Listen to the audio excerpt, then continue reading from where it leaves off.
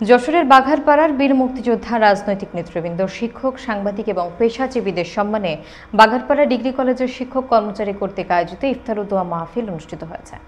শহীদুল ইসলামের প্রতিবেদনে দেখুন বিস্তারিত। কলেজের অধ্যক্ষ আব্দুল মতিনের সভাপতিত্বে প্রধান অতিথি ছিলেন যুবদল ঢাকা মহানগর দক্ষিণের যুগ্ম আহ্বায়ক, বাংলাদেশের সহকারী অ্যাটর্নি জেনারেল এবং বাঘারপাড়া ডিগ্রি কলেজের পরিচালনা পর্ষদের সভাপতি নূরে আলম সিদ্দিকী সোহাগ।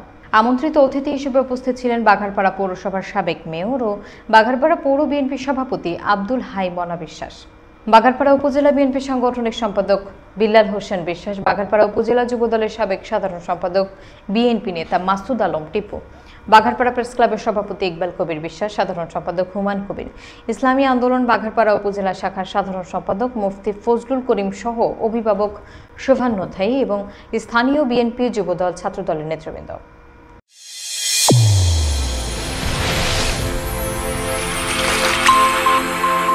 চ্যানেল A1 হৃদয়ের স্পন্দন।